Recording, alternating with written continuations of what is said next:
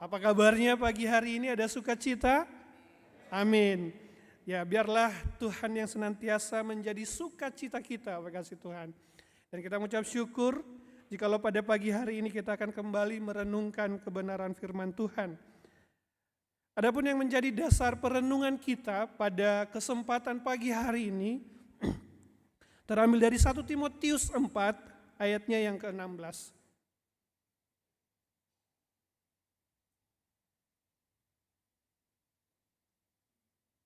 1 Timotius 4 ayatnya yang ke-16. Saya mengajak kita untuk membacanya bersama-sama, satu ayat saja. Mari kita baca bersama-sama, 3, 2, 1. Awasilah dirimu sendiri dan awasilah ajaranmu. Semuanya itu karena dengan berbuat demikian engkau akan menyelamatkan dirimu dan semua orang yang mendengar. Sekali lagi Bapak kasih Tuhan, awasilah dirimu sendiri dan awasilah ajaranmu. Bertekunlah dalam semuanya itu, karena dengan berbuat demikian engkau akan menyelamatkan dirimu dan semua orang yang mendengarkan engkau. Ya Bapak kasih Tuhan, sedemikian kebenaran firman Tuhan. Yang berbahagia ialah kita yang membaca, merenungkan, dan kita yang senantiasa berjuang, menghidupi dan melakukan kebenaran firman Tuhan di dalam kehidupan kita hari demi hari. Bapak kasih Tuhan, di dalam berbagai kesempatan kita mungkin seringkali ketemu dengan kata-kata himbauan atau kata-kata peringatan. Misalnya ketika kita mau ke belanja begitu ya, kita menemukan tulisan tertulis misalnya, teliti sebelum membeli. Atau ketika kita berada di tempat umum, kita sedang berpergian, kita sedang rekreasi, ada tulisan di sana kita mungkin membaca, teliti sebelum pulang, perhatikan barang-barang bawaan Anda, gitu ya. Atau kalau lagi ujian, ada tulisan juga, teliti sebelum mengumpulkan. Ketika kita berada di jalan raya, mungkin kadang-kadang kita ketemu juga, ada peringatan gitu ya. Hati-hati, awas, jalan licin, hati-hati, daerah ini rawan kecelakaan. Nah kasih Tuhan, peringatan-peringatan seperti itu seringkali bertujuan untuk menghindarkan kita dari kerugian, bahkan mungkin juga dari kecelakaan yang mungkin bisa saja merugikan kita. Ketika kita teliti membeli barang, itu akan menghindarkan kita misalnya dari barang palsu, barang-barang yang tidak berkualitas, barang-barang yang mungkin ya gampang nggak bagus begitu ya, atau menghindarkan kita dari barang yang kadaluarsa, yang sebenarnya udah nggak bisa dikonsumsi lagi. Ketika kita teliti sebelum pergi, kita memperhatikan barang-barang bawaan kita. Ya mungkin barang-barang bawaan kita nggak ada yang ketinggalan gitu ya. Ketika kita teliti atau hati-hati di jalan yang licin, yaitu menghindarkan kita dari jatuh atau dari kecelakaan. Nah kasih Tuhan, peringatan-peringatan dan himbauan-himbauan itu seringkali menolong kita supaya kita terhindar dari berbagai kerugian maupun juga dari bahaya-bahaya yang mungkin saja kita hadapi, kasih Tuhan.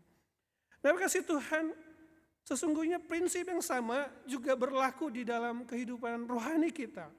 Firman Tuhan itu seringkali memberikan peringatan. Firman Tuhan itu seringkali memberikan nasihat. Dan tujuan daripada nasihat dan peringatan itu adalah supaya kita terhindar dari kerugian, supaya kita terhindar dari kecelakaan dan kemalangan yang besar. Nah dalam firman Tuhan ini yang kita baca hari ini ada peringatan di sana, ada himbauan, awasi diri, awasi ajaran. Supaya apa? Supaya kita terhindar dari ketersesatan. Supaya kita terhindar dari terombang-ambing di dalam hidup beriman. Supaya kita terhindar dari iman yang goncang. Supaya kita terhindar dari murtad gitu ya, atau berbalik dari Kristus. Apalagi hari ini bekasih Tuhan, ada begitu banyak akses informasi yang kita bisa akses begitu ya. Akses informasi terbuka lebar dan itu ada di dalam genggaman kita. Setiap hari kita bisa menyaksikan berbagai pengajaran, entah itu di mana, di TikTok, di YouTube, atau di mana saja. Dan dalam berbagai akses informasi itu kita melihat ada orang yang terang-terangan mengejek misalnya, menghina, merendahkan kekristenan. Ada ajaran yang juga sepertinya ajaran Kristen, tetapi tidak sesuai dengan firman Tuhan gitu ya. Dan kemudian ajaran-ajaran itu dan gaya hidup dunia ini seringkali kemudian membawa kita justru kemudian semakin jauh dari Tuhan, semakin meragukan Tuhan. Dan pada akhirnya itu membuat kita terhambat pertumbuhan rohaninya. Dan kita kemudian bisa saja tersesat. Kita berada di dalam hutan informasi dan kita tidak tahu mau harus kemana, kasih Tuhan. Dan pada akhirnya orang bisa kehilangan imannya di dalam Tuhan. Nah kasih Tuhan, di tengah-tengah kondisi yang seperti itu, apa yang harus kita lakukan? Supaya kita tidak tersesat dan terhilang. Supaya kita tidak terjerumus dan hidup kita tidak semakin jauh dari Tuhan. Yang pertama kasih Tuhan, seperti firman Tuhan katakan, awasi diri sendiri. Nah kasih Tuhan, hari ini kita berhadapan dengan nilai-nilai dunia yang seringkali menganggap kehidupan rohani itu enggak penting. Seringkali kita berhadapan dengan nilai-nilai dunia yang menganggap firman Tuhan itu ya ngapain, untuk apa? Untuk apa ke gereja, untuk apa beribadah, untuk apa baca firman Tuhan. Yang penting cari cuan, hidup sehat, hidup bahagia. Enggak usah peduli dengan hal-hal rohani. Yang penting kita tidak ganggu orang lain. Yang penting hidup baik-baik saja. Nggak perlu datang ke gereja, nggak perlu beribadah, nggak perlu mengenal Tuhan, nggak perlu baca firman Tuhan. Cukup hidupi kebutuhan sehari-hari dan lain sebagainya. Dan kasih Tuhan, di dunia ini di mana juga kita menghadapi akses informasi, ada banyak sekali di dunia ini dianggap bahwa dosa itu ya sesuatu yang biasa. Dan hal itu kemudian membuat kita, kasih Tuhan, kita bisa terlena gitu ya. Kita bisa tidak lagi awas dengan kehidupan rohani kita. Kita bisa tidak peduli dengan kehidupan rohani. Kita tidak peduli dengan hal-hal rohani. Kita tidak peduli bahwa kita telah jatuh di dalam dosa. Karena orang lain berdosa dan menganggap itu sudah hal biasa. Dan kita menganggap, iya gak apa-apa. Gak apa-apa saya berdosa. Siapa yang menghakimi saya? Itu urusan saya gitu ya. Nah kasih Tuhan, di dalam kondisi seperti ini kasih Tuhan, Paulus, kita perlu mendengarkan apa yang dikatakan oleh Paulus. Paulus mengatakan, awasi dirimu sendiri. Awasi dirimu sendiri artinya apa kasih Tuhan? Perhatikan dirimu sendiri. Pantaulah dengan ketat kehidupan dan perilaku hidupmu. Paulus mengatakan ini, waktu dia mengatakan ini, dia berkata kepada Timotius yang merupakan anak rohaninya pada saat itu. Mungkin kita bertanya kenapa Paulus berkata kepada Timotius, hei Timotius, perhatikanlah, awasilah dirimu sendiri. Karena pada saat itu Timotius itu adalah seorang pemimpin. Seorang pemimpin rohani. Di mana gereja yang sedang dia pimpin, umat yang sedang dia pimpin berhadapan dengan pengajaran-pengajaran sesat. Dan juga sebagai pemimpin rohani, dia bisa saja menghadapi hal-hal yang bisa menjerumuskan dia. Kalau pemimpin rohani jatuh, bukan hanya pemimpin rohaninya yang bermasalah. Itu bisa mempengaruhi seluruh orang yang dia pimpin, kasih Tuhan. Nah kasih Tuhan, sebagai pemimpin rohani dia harus memperhatikan hidupnya, kasih Tuhan. Bisa saja ada godaan-godaan yang bisa menjerumuskan. Misalnya saja pelayanan yang dia pakai itu merupakan pelayanan yang sebenarnya menjadi ajang aktualisasi untuk mendapatkan pengakuan dan penghargaan gitu ya. Pemimpin rohani bisa juga jatuh dalam dosa. Selain itu, pemimpin rohani seringkali memiliki tekanan dan tanggung jawab yang besar. Tekanan yang bisa menyebabkan stres, tawar hati dan lain sebagainya. Belum lagi Timotius pada saat itu harus berhadapan dengan orang-orang yang menganggap dirinya rendah karena ia masih muda. Nah, di dalam kondisi seperti itu, Paulus mengatakan kepada Timotius supaya dia memperhatikan kehidupannya. Hal apa yang perlu diawasi? Hal apa yang perlu diperhatikan oleh Timotius, kasih Tuhan? Timotius perlu memperhatikan kehidupan rohaninya. Ia perlu selalu menjaga relasi pribadinya dengan Tuhan. Ia harus selalu menjaga hubungannya dengan Tuhan sebagai pemimpin rohani. Ia harus dekat dengan Tuhan. Jikalau dia tidak dekat dengan Tuhan, bagaimana ia bisa mengajarkan jemaat? Dan itu bisa dilakukan dengan apa? Dengan doa, dengan pembacaan firman, dengan perenungan. Selain itu dia harus juga menjaga perbuatannya. Ia harus menjaga integritasnya. Ia harus menjaga karakter dan hidupnya. Hidupnya, dirinya harus menghidupi firman Tuhan. Dan ia harus menjaga itu terus menerus. Sehingga sebagai pemimpin rohani, Timotius bisa menjadi contoh dan teladan.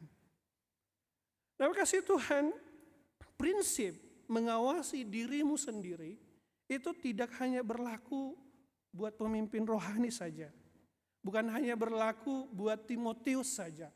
Bukan hanya berlaku buat hamba-hamba Tuhan, penatua, guru-guru sekolah minggu. Tetapi sesungguhnya berlaku untuk semua orang. Untuk semua orang percaya, kasih Tuhan. Karena kita pun adalah saksi, bahkan kita juga adalah pemimpin di mana hidup kita berdampak.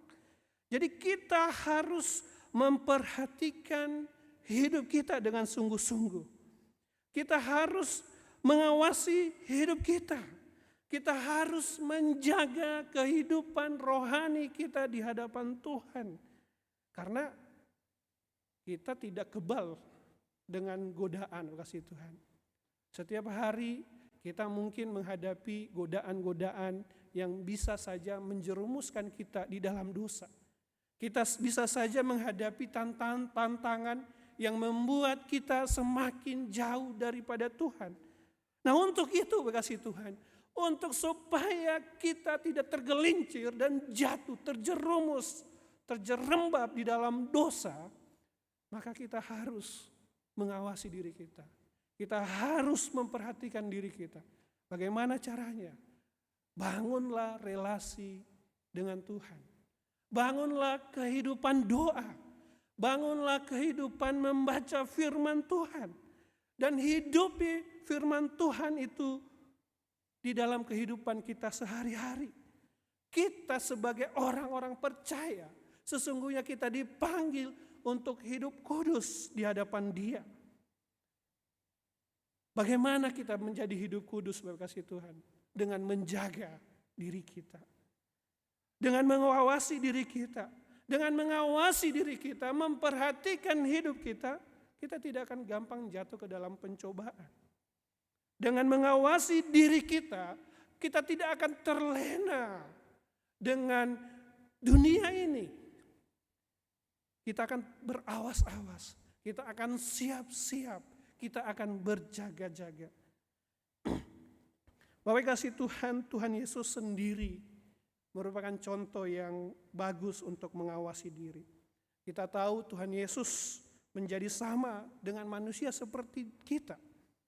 Ia juga menghadapi berbagai-bagai pencobaan, Bapak kasih Tuhan. Dia dicobai dari berbagai segi, tetapi dia tidak pernah tergoda. Ini merupakan bentuk Tuhan mengawasi dirinya sendiri. Kasih Tuhan, salah satu contohnya kasih Tuhan, ketika Tuhan Yesus berada di padang gurun dan dia puasa, kasih Tuhan, 40 hari 40 malam. Di hari yang ke-40 itu ia merasa pasti sangat lapar sekali.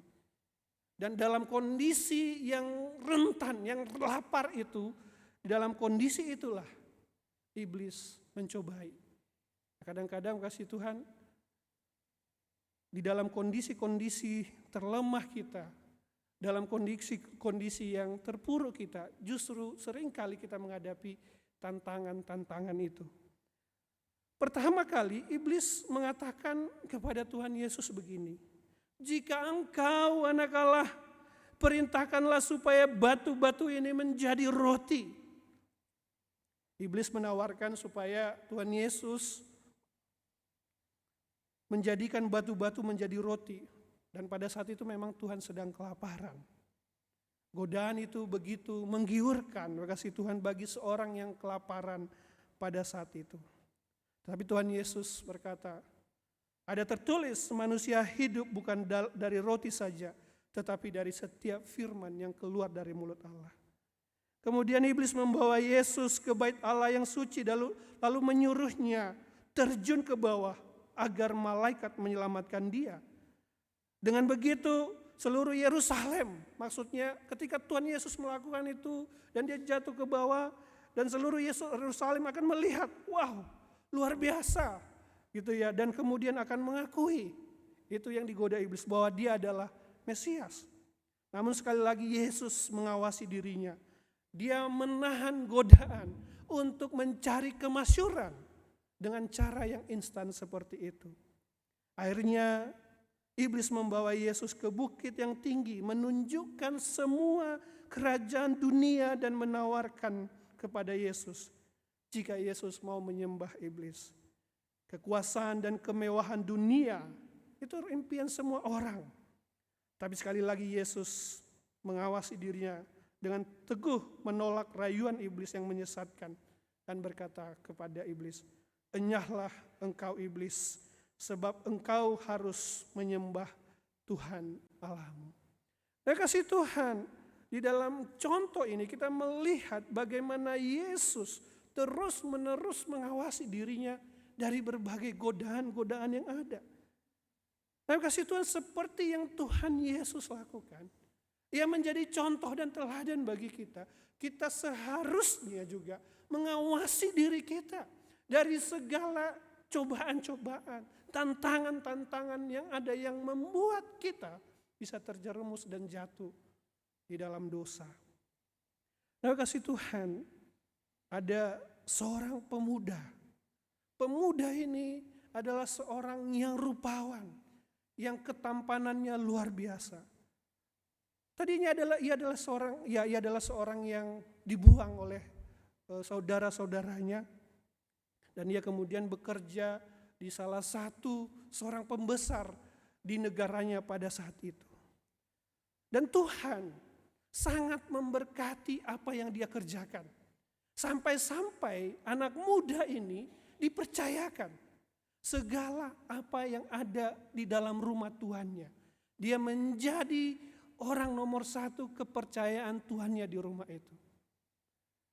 Tetapi kasih Tuhan, suatu hari istri daripada tuannya itu, karena dia memiliki wajah yang rupawan, menggoda dia sedemikian rupa.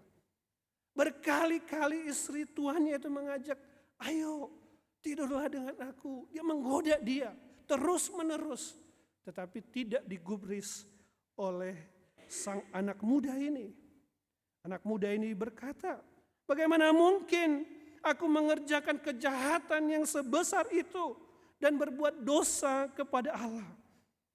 Meskipun setiap hari digoda oleh istri tuannya, ia menolak melakukan dosa itu. Dan sampai suatu hari kemudian bajunya ditarik dan kemudian difitnah sampai ia dipenjara. Terima kasih Tuhan, mungkin Bapak Ibu tahu cerita itu. Itu adalah cerita Yusuf yang digoda oleh istri daripada Potifar. Terima kasih Tuhan, Yusuf adalah salah seorang yang mengawasi dirinya Dia tidak terseret oleh godaan hawa nafsu. Sebab ia memilih hidup takut akan Tuhan daripada tergoda oleh dosa. Bahkan meskipun ia harus menghadapi penderitaan di penjara, tetapi ia sanggup untuk melawan godaan-godaan dunia ini. Lalu kasih Tuhan bagaimana dengan hidup kita? Tentu kita di dunia ini juga menghadapi berbagai kecenderungan dosa di dalam diri kita. Ada godaan-godaan di dunia ini yang menyeret kita jatuh di dalam dosa. Godaan materi, keserakahan, godaan hawa nafsu, pornografi, perjinahan, godaan kesombongan, mencari popularitas buat diri sendiri, godaan kemalasan, godaan kebencian, kemarahan, ketidakmampuan untuk mengampuni. Dalam kasih Tuhan ada begitu banyak hal yang bisa saja membuat kita terseret dan jatuh di dalam dosa. Tapi firman Tuhan hari ini mengingatkan kita, awasi diri kita. Jaga diri kita. Jangan sampai terjerumus, jangan sampai bergelimang, jangan sampai ada di sana. Mungkin ada di antara kita yang gagal, Bapak kasih Tuhan, pernah gagal. Tetapi tidak berarti kita harus terus-menerus ada di sana. Mari kita bangkit, mari kita bangun, mari kita kembali mengawasi hidup kita, memperhatikannya dengan seksama. Dan mari kita hidup di dalam Tuhan. Saya tahu ini tidak mudah, Bapak kasih Tuhan. Untuk itu, mari kita bergantung kepada Roh Kudus. Mari kita menjauhkan diri dari godaan-godaan yang ada. Mari kita bangun relasi pribadi kita dengan Tuhan. Mari kita tinggal di dalam Dia. Dengan hidup terus-menerus tinggal dalam Dia. Berdoa dan hidup di dalam Dia. Kita akan meminimalisir godaan-godaan itu. Dan kita akan semakin bisa mengawasi diri kita. Hal yang kedua, kasih Tuhan, awasilah ajaranmu. Tapi kasih Tuhan, di dalam dunia ini ada begitu banyak ajaran-ajaran yang bersiliweran gitu ya. Bahkan kalau kita melihat dunia maya, ada begitu banyak ajaran-ajaran yang tidak sesuai dengan iman Kristen. Nah kalau misalnya ajaran itu dari orang-orang yang membenci Kristen, dan ajaran itu seringkali sangat jelas. Mereka memang tidak suka dengan Kristenan. Mereka seringkali mengajarkan pengajaran-pengajaran yang bertentangan. Dan jelas-jelas kita sadari ini betul, ini salah gitu ya. Tapi kadang-kadang kita bisa berjumpa dengan orang-orang yang muncul. Sepertinya dia orang Kristen gitu ya. Sepertinya dia pengajar yang baik. Dan dia mengajarkan pengajaran-pengajaran yang sepertinya menarik. Dan sepertinya agak susah. Sepertinya logis. Tapi sebenarnya enggak sesuai dengan kebenaran firman Tuhan. Misalnya mengajarkan, semua orang selamat.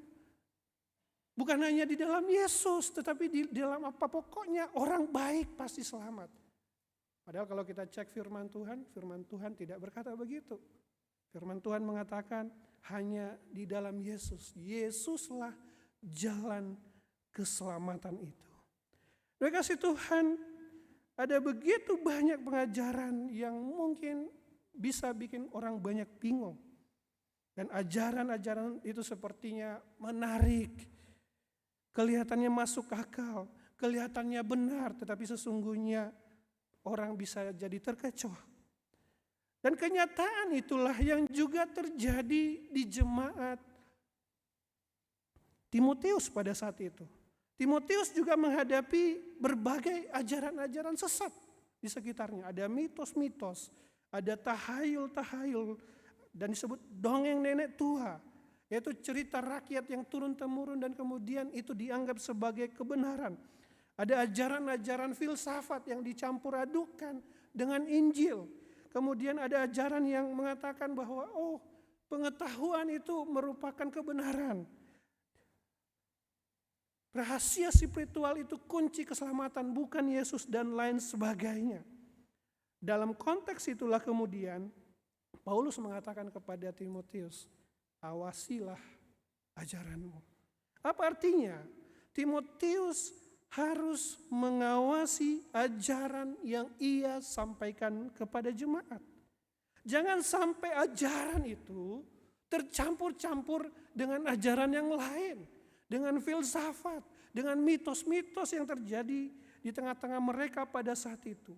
Awasilah ajaranmu itu artinya adalah pastikan bahwa apa yang ia sampaikan itu benar-benar bersumber dari Alkitab dan ia harus menjaga itu.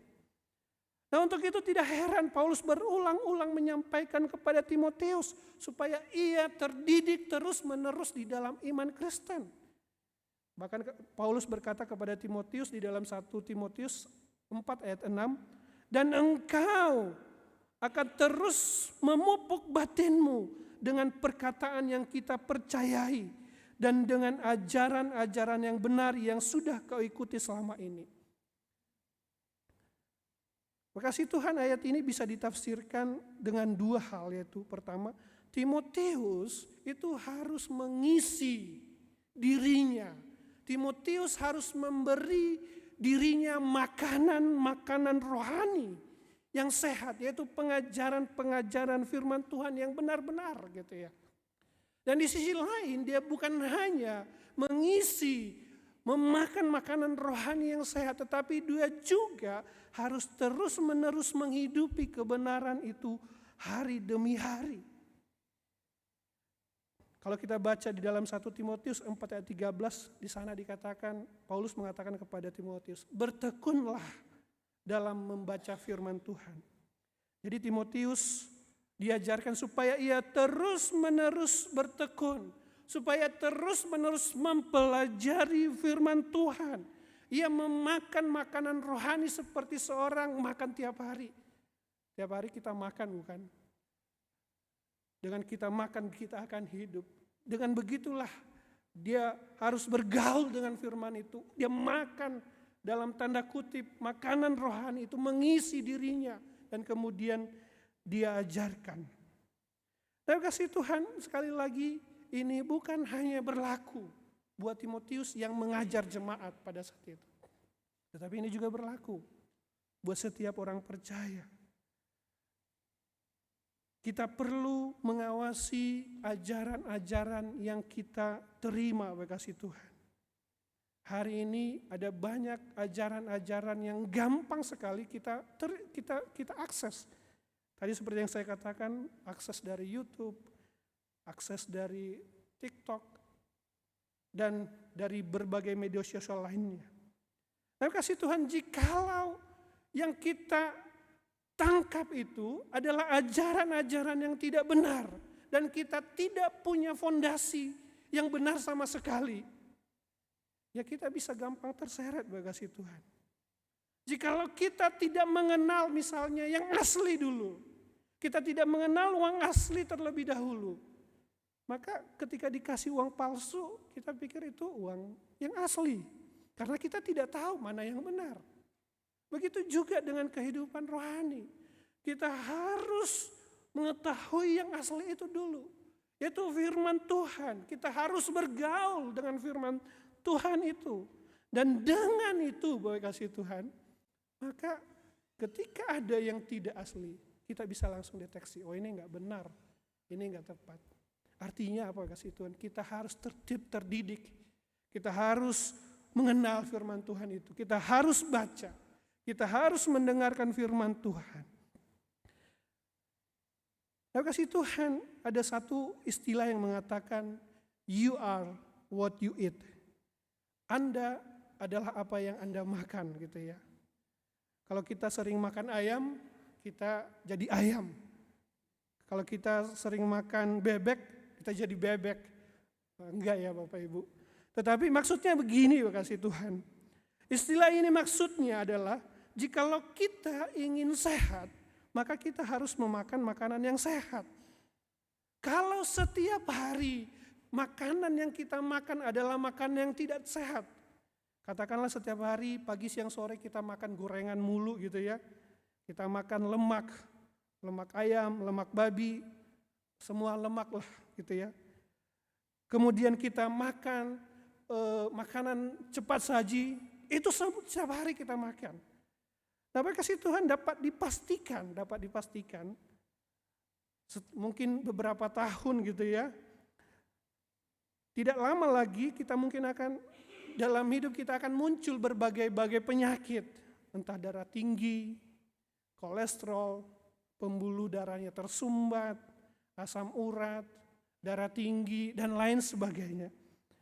Itu karena terbiasa kita makanan-makanan yang tidak sehat, kasih Tuhan. Dan kasih Tuhan sekalipun makanan itu enak, tetapi itu tidak berarti kita makan. Kita harus mengontrol, kita harus menguasai diri. Nah, supaya kita sehat dan fit, maka kita harus makan makanan yang sehat pula. Kita harus menghindarkan diri kita dari makanan-makanan yang tidak sehat. Kita harus makan makanan yang sehat, makanan yang berserat, makan buah, makan dengan teratur, dengan porsi yang baik begitu. Dan dengan itu kemudian tubuh kita akan menjadi sehat dan kuat. Nah, begitu juga dengan kehidupan rohani kita, kasih Tuhan. Mari kita memberikan tubuh kita, jikalau kita memperhatikan tubuh kita, kita memberikannya makanan sehat, maka rohani kita juga kita harus memberikannya makanan rohani yang sehat, yaitu pengajaran firman Tuhan yang benar. Mendisiplin diri membaca firman Tuhan. Semakin kita membaca firman Tuhan yang benar, kita baca, kita bergumul, kita bergaul, kita membaca terus-menerus, itu akan membuat kesehatan rohani kita semakin baik. Ketika ada tantangan, ketika ada ajaran-ajaran yang tidak benar begitu ya, maka kita dengan gampang tahu ini enggak betul, ini enggak tepat ini gitu ya. Yang benar adalah firman Tuhan ini. Tapi kasih Tuhan, ketika Jonathan Edward baru berusia 19 tahun, dia membuat satu resolusi di dalam hidupnya. Dia berkata begini, saya bertekad untuk mempelajari Alkitab terus-menerus,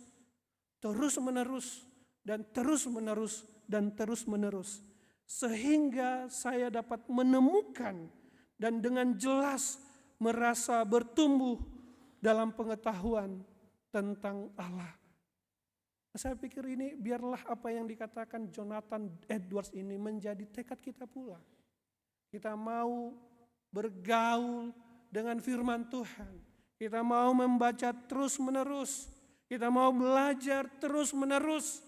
Kita mau bergaul dengan firman-Nya terus-menerus. Dan pada akhirnya kita semakin mengenal Allah yang benar itu di dalam hidup kita. Kita semakin bertumbuh di dalam Dia.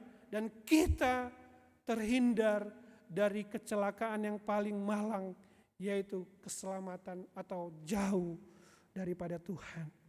Nah, kasih Tuhan, inilah dua hal yang harus kita perhatikan di dalam dunia yang semakin sesat dan semakin banyak kesesatan ini.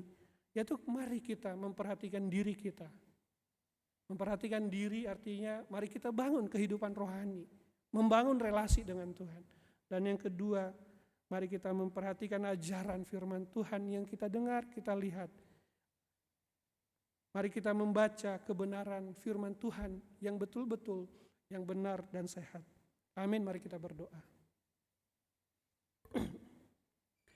Ya Bapa, kami mengucap syukur untuk kebenaran firman-Mu. Tuhan, Engkau yang memimpin hidup kami, supaya kami terus mengawasi hidup kami, yaitu terus boleh membangun kehidupan rohani yang intim dengan Tuhan. Kami mengawasi ajaran-ajaran yang ada. Kami bergaul dengan firman Tuhan, membacanya secara terus-menerus, sehingga kami menjadi orang yang sehat secara rohani. Sehingga sekalipun ada kesesatan ya Tuhan, kami bisa melihatnya dengan baik dan kami tidak terjerumus. Ini doa kami Tuhan, di dalam nama Yesus kami berdoa. Amin.